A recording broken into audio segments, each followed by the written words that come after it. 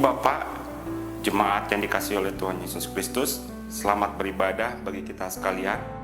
Bersyukur hari ini kita masih diberi kesempatan untuk menikmati persekutuan bersama Kristus melalui ibadah keluarga saat ini. Mari persiapkan hati untuk masuk dalam kekudusan Allah melalui saat teduh sejenak. Mari bersaat teduh.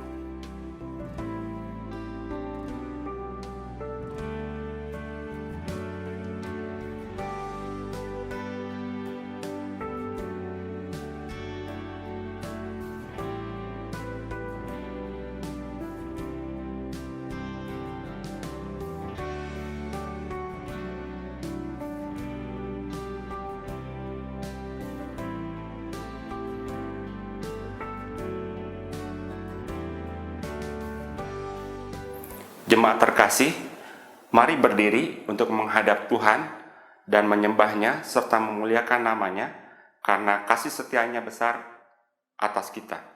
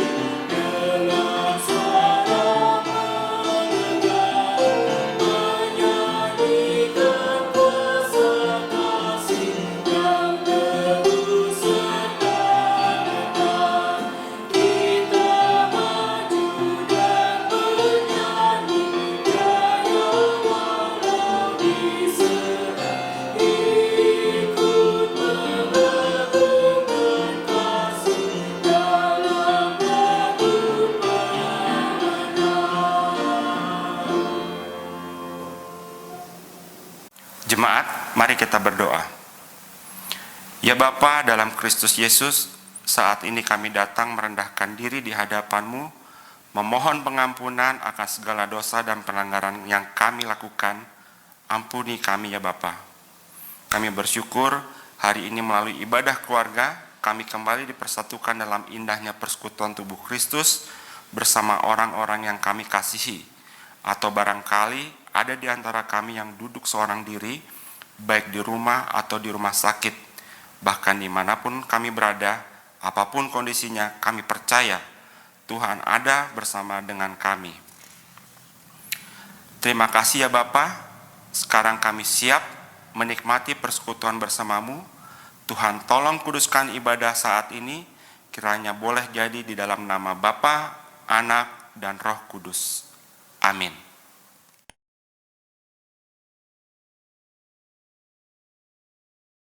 Jemaat, mari kita masuk di dalam Mazmur pujian yang terambil dari Mazmur 34 ayat 16 sampai 23. Mazmur 34 ayat 16 sampai 23 yang demikian bunyinya. Mata Tuhan tertuju kepada orang-orang benar dan telinganya kepada teriakan mereka minta tolong. Wajah Tuhan menentang orang-orang yang berbuat jahat untuk melenyapkan ingatan kepada mereka dari muka bumi. Apabila orang-orang benar itu berseru-seru, maka Tuhan mendengar dan melepaskan mereka dari segala kesesakan. Tuhan itu dekat kepada orang-orang yang patah hati, dan Ia menyelamatkan orang-orang yang remuk jiwanya. Kemalangan orang benar banyak, tetapi Tuhan melepaskan dia dari semuanya itu. Ia melindungi segala tulangnya, tidak satu pun yang patah. Kemalangan yang akan mematikan orang fasik dan siapa yang membenci orang benar akan menanggung hukuman. Tuhan membebaskan jiwa hamba-hambanya dan semua orang yang berlindung padanya tidak akan menanggung hukuman.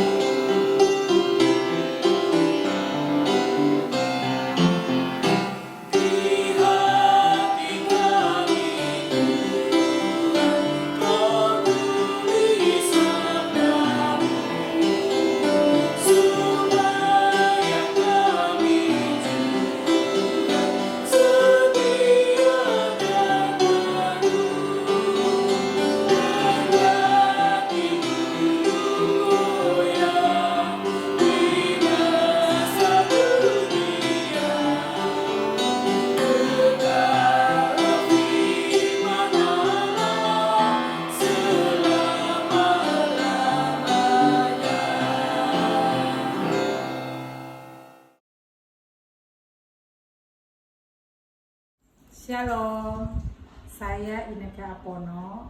Saya bersyukur kepada Tuhan sampai di saat ini saya diberikan kesehatan, diberikan kekuatan daripada Tuhan, di mana beberapa minggu yang lalu saya harus diisolasi di rumah sakit darurat Wisma Atlet.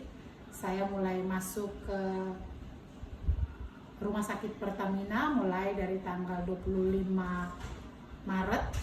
Saya diantar bersama anak-anak saya karena memang saya panas. Saya tidak batuk, saya tidak pilek, saya tidak merasa badan-badan sakit hanya karena panas.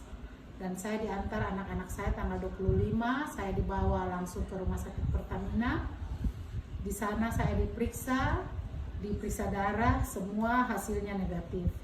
Tapi sewaktu saya di foto atau di toraks, di situ dokter mengatakan bahwa pada paru-paru saya terdapat agak sedikit berawan, sehingga saya harus diputuskan untuk harus diisolasi di Rumah Sakit Darurat Wisma Atlet. Memang saat itu saya sangat takut karena saya berpikir kalau saya masuk ke sana, seperti apa nanti jadinya.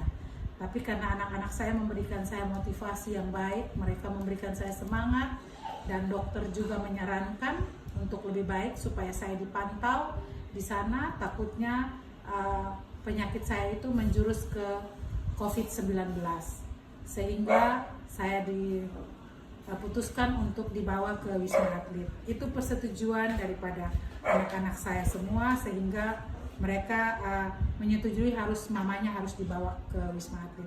Dan pada saat itu, pada tanggal 26 subuh, jam 3 lewat, saya diantar bersama ambulans, dan anak-anak saya juga mengantar saya, tetapi mereka memakai kendaraan sendiri.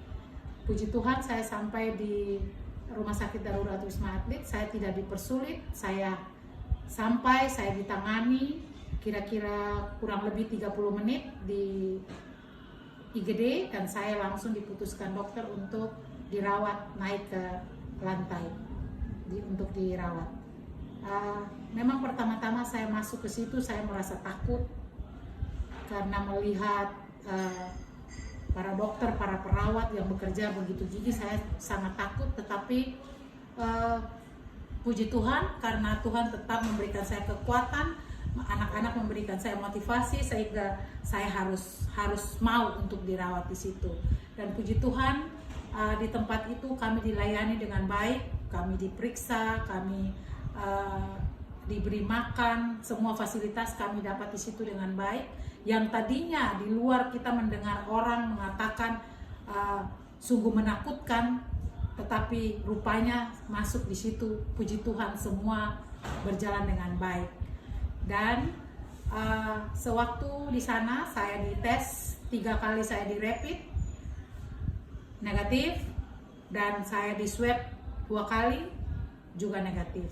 Dan di sana kita tidak hanya beraktivitas untuk tidur ataukah diberi makan, kami juga beraktivitas untuk senam bersama. Dan puji Tuhan saya diberi kesempatan untuk memimpin senam beserta para pasien dan para dokter di sana. Tiap pagi kita bersenam, kita beribadah di hari Minggu, dan juga kita berjamuan bersama. Dan itu saya yang buat untuk jemaat-jemaat kita yang Kristen, kita sama-sama ibadah dan juga kita perjamuan bersama. Puji Tuhan, kita saling diberi kekuatan, kesehatan, sehingga kita diberi sehat. Saya juga memberikan terima kasih untuk yang selalu memberikan motivasi, dorongan, doa kepada kami, yaitu Ibu Pendeta Yvonne Tarore, Ibu Pendeta Ihalo Hukom, Ibu Pendeta Caroline, yang selalu video call saya dan memberikan kekuatan, memberikan doa. Teristimewa juga anak-anak saya, teman-teman saya, saudara-saudara saya, yang selalu memberikan motivasi yang baik, sehingga kami dikuatkan dengan firman, dengan puji-pujian. Sampai saat ini saya kembali ke dalam rumah sini dengan keadaan yang sehat, bisa bertemu dengan anak-anak. Selama saya di dalam Rumah Sakit Wisma Atlet, saya mempunyai satu kesaksian yang sungguh menguatkan saya. Dikala saya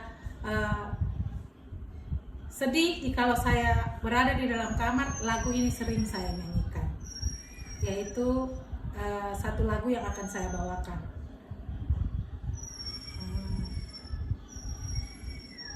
Di saat hati sedang galau, pada siapa mengadu? Berharap pada dunia, sia-sialah. Hanya pada Yesus ada jawaban. Datanglah padanya yang lelah, diberi kelegaan.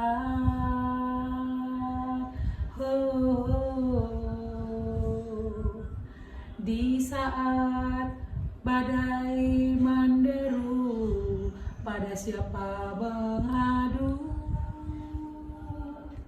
Berharap pada dunia, sia-sialah. Hanya pada Yesus ada pertolongan. Datanglah padanya yang berbeban, diangkatkan. Siang malam matanya tak pernah terpejam, menunggu setiap orang datang padanya. Siang malam tangannya selalu terbuka, menanti setiap orang menghampirinya. Tak henti-henti dia menunggu, tak henti-henti dia menanti. Datanglah padanya selama masih diberi waktu. Datanglah padanya selama masih diberi waktu. Amin. Terima kasih, Tuhan Yesus memberkati. Jemaat yang kasih dalam Yesus Kristus, sebelum kita mendengarkan kebenaran firman-Nya, mari kita berdoa mohon pimpinan dan bimbingan Roh-Nya yang kudus di dalam doa. Mari kita berdoa. Allah Bapa kami yang kekasih di dalam Yesus Kristus, di saat-saat seperti ini, khususnya dalam ibadah keluarga, dan masih ada di rumah, masih ada di tempat kami masing-masing. Kami membutuhkan Tuhan Yesus memberikan pencerahan, kekuatan melalui kebenaran firman. Karena itu urapilah hamba-Mu setiap kami yang mendengarnya, nyatakanlah kehendak-Mu yang terbaik bagi kami. Di dalam Yesus Kristus firman yang hidup itu kami berdoa. Amin. Jemaat, mari berdiri. Kita akan membaca firman Tuhan yang terambil dari kitab Yehezkiel pasal 37 ayat yang ke-11 hingga ke-14 dan ayat yang ke-28. Kitab Yehezkiel pasal 37 ayat yang ke-11 hingga ke-14 dan ayat 28. Yang demikian bunyinya. Firman-Nya kepadaku, hai anak manusia, tulang-tulang ini adalah seluruh kaum Israel. Sungguh mereka sendiri mengatakan, tulang-tulang kami sudah menjadi kering, dan pengharapan kami sudah lenyap. Kami sudah hilang. Oleh sebab itu, bernubuatlah dan katakanlah kepada mereka, beginilah firman Tuhan Allah. Sungguh, aku membuka kuburan-kuburan dan membangkitkan kamu, hai umatku, dari dalamnya. Dan aku akan membawa kamu ke tanah Israel. Dan kamu akan mengetahui bahwa akulah Tuhan. Pada saat aku membuka kubur-kuburmu dan membangkitkan kamu, hai umatku, dari dalamnya. Aku akan memberikan rohku ke dalammu sehingga kamu hidup kembali. Dan aku akan membiarkan kamu tinggal di tanahmu. Dan kamu akan mengetahui bahwa aku, Tuhanmu, yang mengatakan dan membuatnya demikian firman Tuhan. Ayatnya yang ke-28. Maka bangsa-bangsa akan mengetahui bahwa aku, Tuhan, menguduskan Israel pada waktu tempat kudusku berada di tengah-tengah mereka untuk selama-lamanya. Demikianlah firman Tuhan, terpujilah Kristus. Haleluya.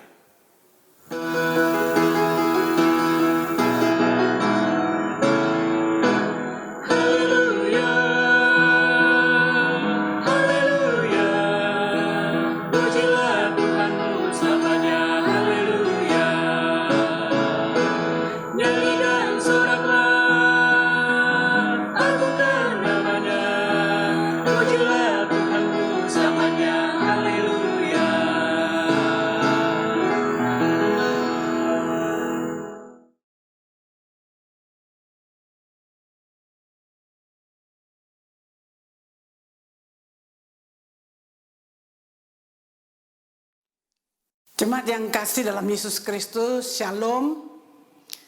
Renungan kita hari ini yang terambil dari Yesaya 37 secara keseluruhan berkaitan dengan situasi, kondisi bangsa Israel ketika berada di pembuangan yang digambarkan seperti tulang-tulang kering.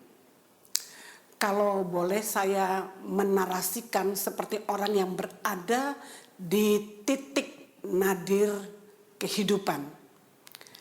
Kalau saya bicara tentang titik nadir kehidupan, mengingatkan saya kepada kata-kata ketika saya membuat suatu buku sebagai refleksi renungan, dan di refleksi renungan itu diberi judul oleh BPK Gunung Mulia, titik nadir kehidupan.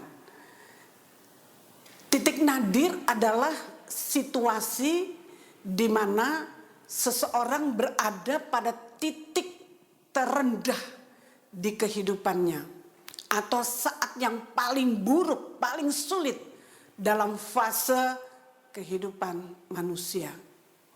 Titik di mana seseorang merasa itulah saat-saat tergelap dalam kehidupannya, saat segala-galanya berjalan bertolak belakang dengan semua harapan, mimpi-mimpi, cita-cita, keinginan yang menjadi kerinduannya dalam perjalanan kehidupannya.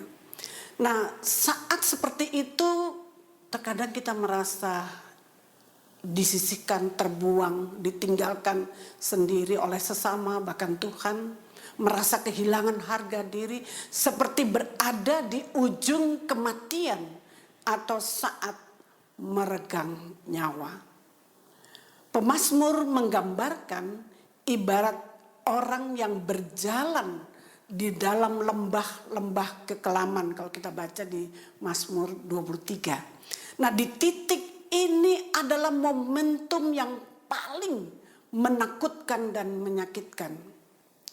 Apakah saudara pernah mengalami dan merasakan situasi dan kondisi seperti ini?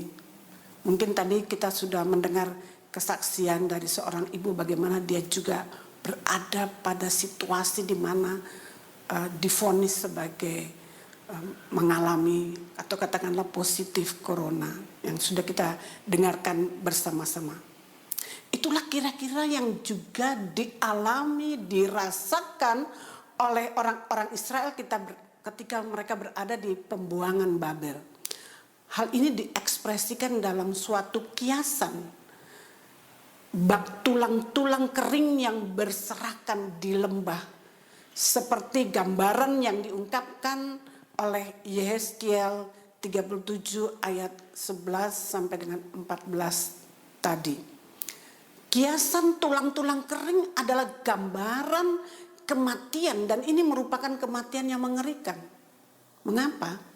Karena tulang-tulang tersebut sangat banyak berserakan memenuhi lembah-lembah. Kalau kita baca di ayat 1 sampai 2. Hanya tulang-tulang saja yang ada. Hal ini mengindikasikan bahwa mayat-mayat tersebut tidak dikuburkan secara layak, dan sudah pasti tubuhnya dimakan atau dagingnya dimakan oleh binatang-binatang liar.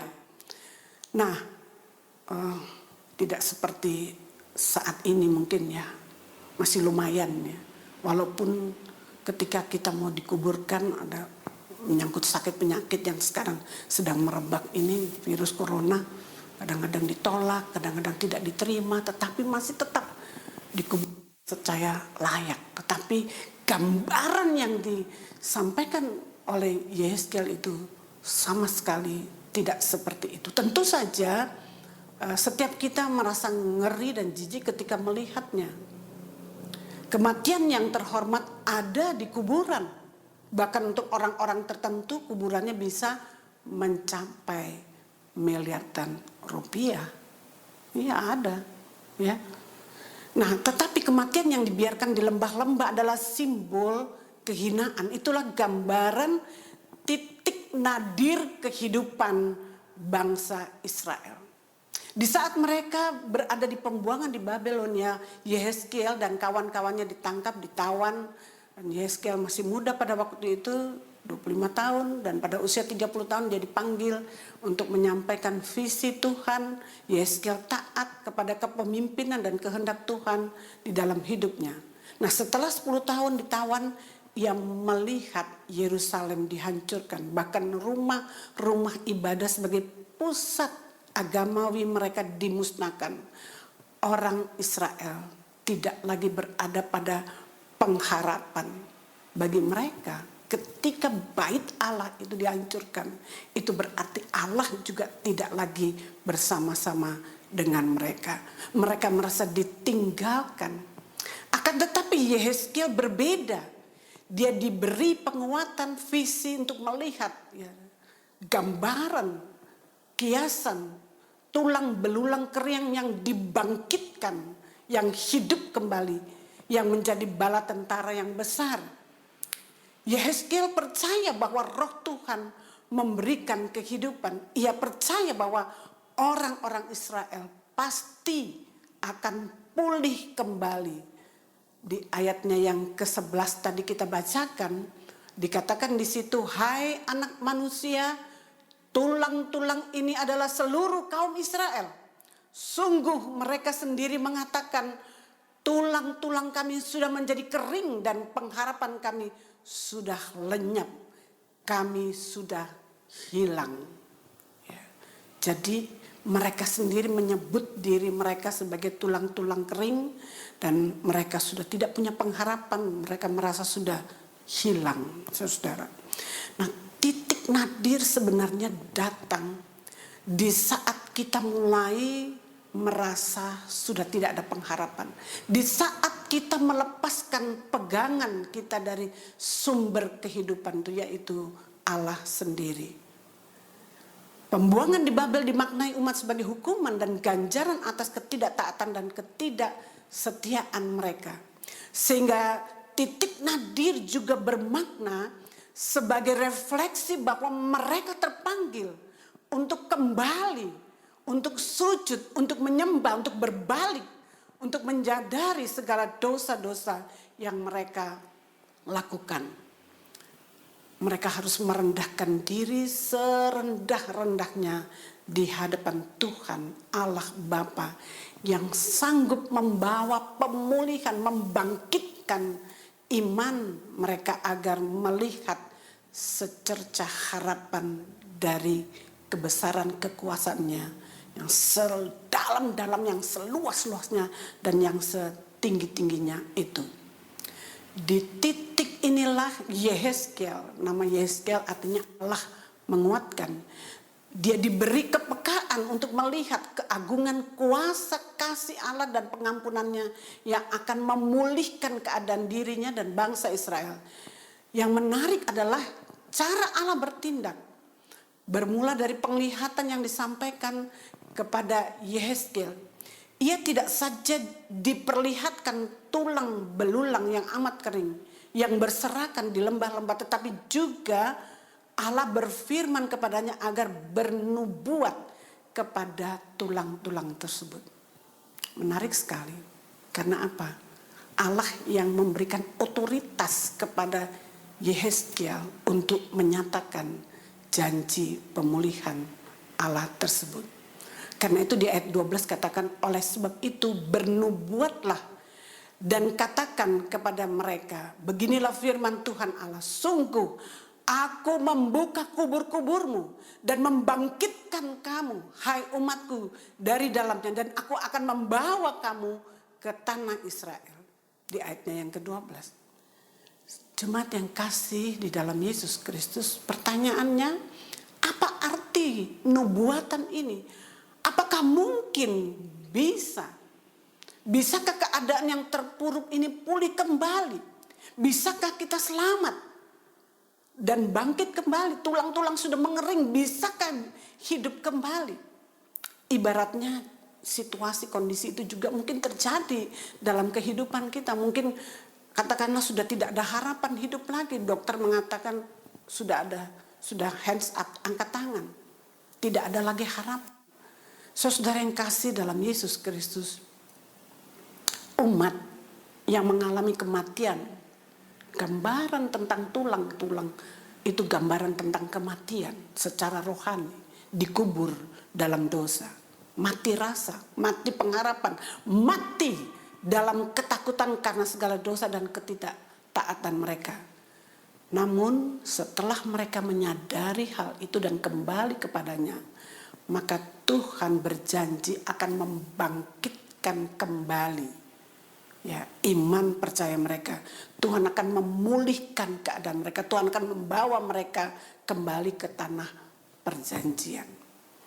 Jadi saudara yang kasih dalam Yesus Kristus, artinya ada dua hal yang mau dikatakan dalam bacaan. Yang pertama, bagi Tuhan tidak ada yang tidak mungkin. Tidak ada yang mustahil, asalkan kita percaya kepadanya. Sekalipun mungkin kita mengalami seperti bangsa Israel, semuanya kering, penghasilan kita kering, kehidupan ekonomi kita kering, situasi kondisi kita kering, hampa. Tapi saudara-saudara yang kasih dalam Yesus Kristus, kita bersyukur bahwa kita punya Tuhan yang berkuasa, Tuhan yang hidup. Bagi Tuhan tidak ada yang tidak mungkin. Tuhan sanggup melakukan sesuatu yang mustahil bagi manusia. Saya tidak tahu apa yang saudara alami saat ini, yang di rumah, yang sendiri, yang bersama dengan keluarga. Mari kita diingatkan kembali bahwa tidak ada yang mustahil. Tuhan sanggup pulihkan ekonomi kita. Tuhan sanggup pulihkan keluarga kita. Tuhan juga sanggup pulihkan kesehatan kita. Saudara yang kasih dalam Yesus Kristus, peragaan yang diberikan Tuhan justru hendak menjawab pertanyaan itu dengan tegas bahwa tentu saja bisa, pasti bisa. Tuhan sanggup mengembalikan tulang-tulang kering yang berserakan. Tuhan juga sanggup memberikan roh kehidupan, spirit bagi kita. Itu yang pertama. Yang kedua, dikatakan di ayatnya yang ke-13 dan ayatnya yang ke-28 yang tadi kita bacakan bersama-sama. Di situ dikatakan, dan kamu akan mengetahui bahwa akulah Tuhan. Di ayatnya yang ke-28 diulangi kembali. Maka bangsa-bangsa akan mengetahui bahwa aku Tuhan menguduskan Israel. Jadi yang pertama Tuhan katakan bahwa supaya kamu tahu. Yang kedua supaya bangsa-bangsa tahu. Artinya apa nih saudara? Bagi kita. Artinya bukan karena siapa Yehezkiel, bukan karena siapa saya, bukan karena siapa kita, tetapi siapakah yang ada di balik kehidupan kita itu. Supaya mereka tahu. Kalau saya mendengarkan kesaksian dari jemaat kita, dikatakan dia satu-satunya orang yang mungkin secara medis itu tidak mungkin. Ya. Semua yang sama persis dengan kondisinya itu semua lewat. Ya. Semua mati, tapi hanya dia yang hidup. Itu karena apa? Seperti tadi, bagi Tuhan tidak ada yang tidak mungkin.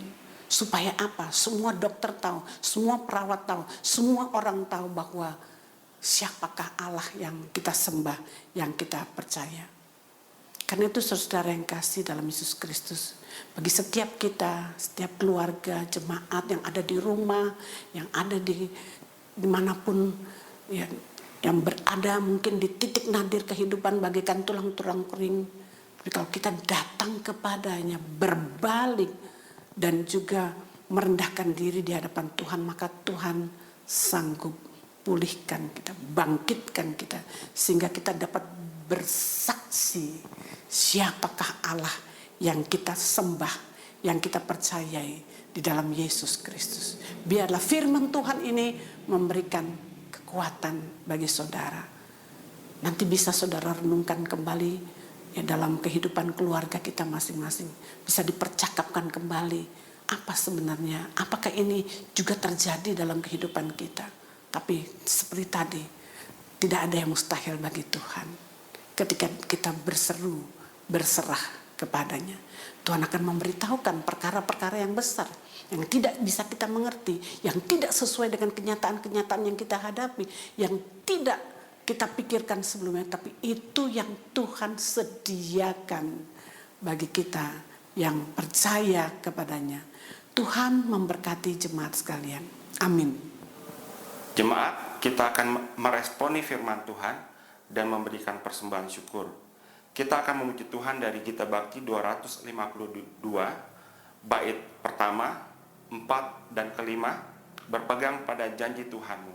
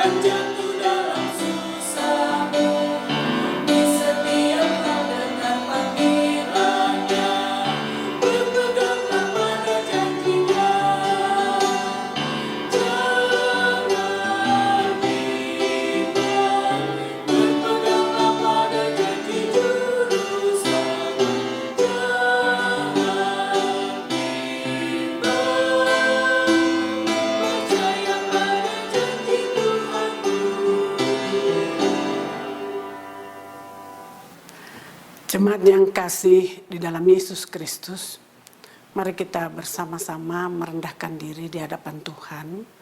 Saya memberikan kesempatan kepada jemaat secara pribadi, berdoalah sebelum saya berdoa secara bersama-sama. Mari kita berdoa.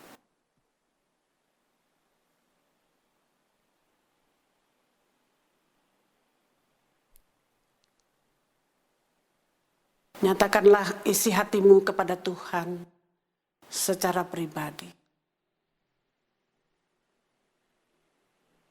Mungkin ada saatnya kita merasa seperti bangsa Israel. Ada di titik nadir kehidupan. Ada di masa yang suram.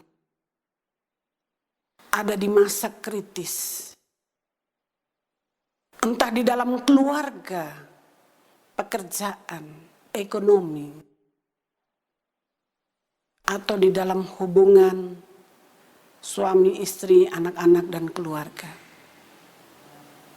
Berdoalah secara pribadi.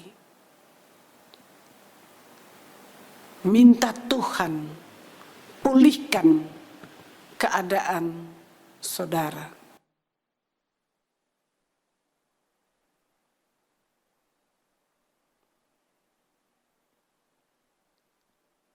Allah Bapa kami yang kasih di dalam Yesus Kristus, di tengah-tengah situasi, kondisi di mana kami harus terpisah oleh jarak dan tempat. Tetapi kuasa-Mu tidak bisa dibatasi oleh ruang dan waktu. Kuasa-Mu menembus setiap keluarga, setiap hati, setiap kami yang berseru kepadamu.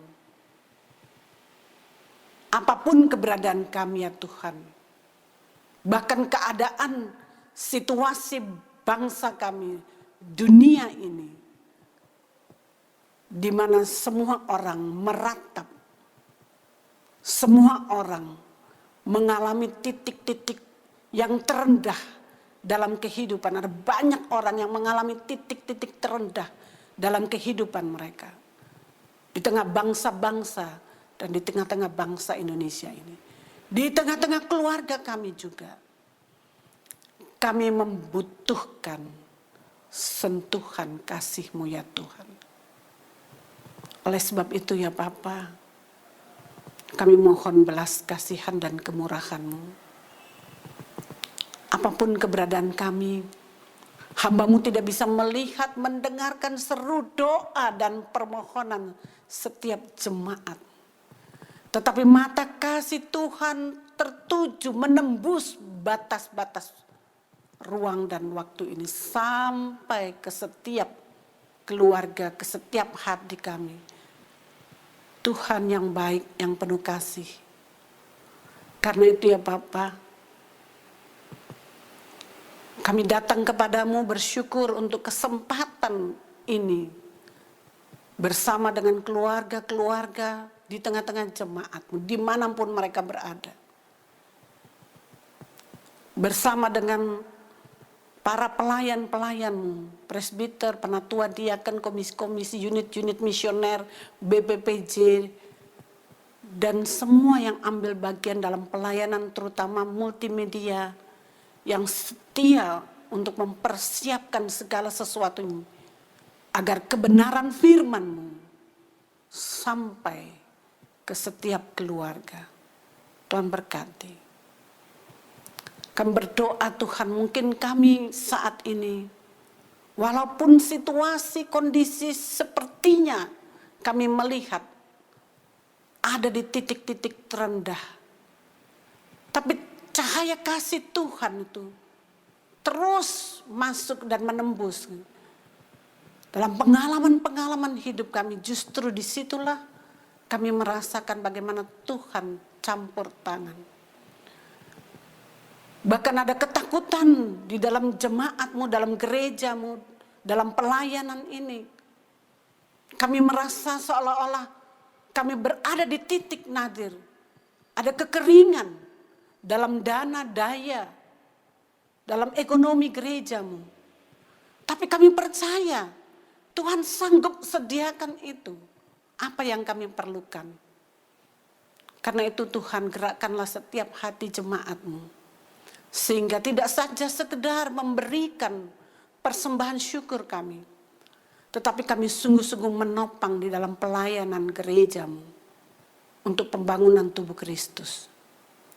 Kami juga berdoa ya Tuhan Yesus Kristus, untuk setiap persembahan yang diberikan dari hati mereka, dari kesungguhan mereka, dari kesadaran mereka tentang kasih Tuhan, tentang kemurahan Tuhan.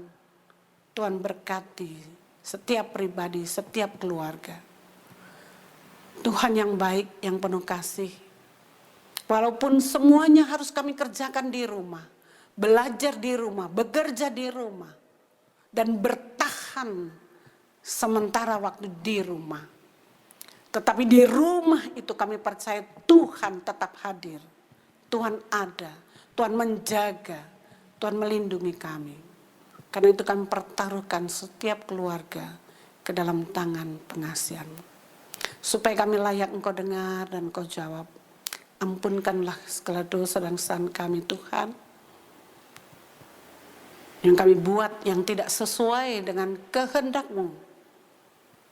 Supaya kami layak Engkau dengar dan Engkau jawab. Tuhan tolong kami, pulihkan keadaan dunia ini, keadaan negeri kami, keadaan supaya kami boleh kembali lagi bersekutu seperti sedia kala. Inilah doa, harapan, penyerahan diri, rasa syukur kami bersama.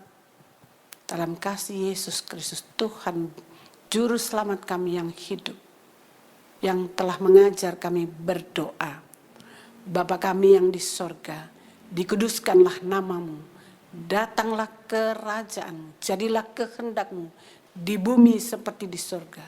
Berilah kami pada hari ini makanan kami yang secukupnya, dan ampunilah kami akan kesalahan kami, seperti kami juga mengampuni orang yang bersalah kepada kami.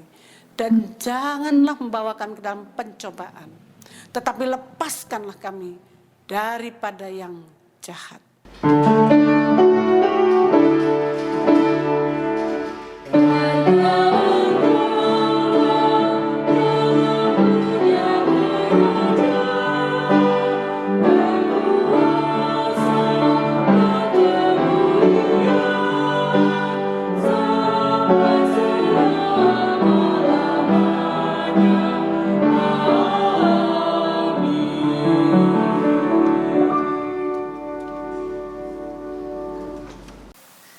Jemaat, kita sudah mendengarkan kebenaran firman-Nya sebagai pedoman dan janji setianya sebagai pegangan. Lakukanlah firman Tuhan itu dalam kehidupanmu sehari-hari.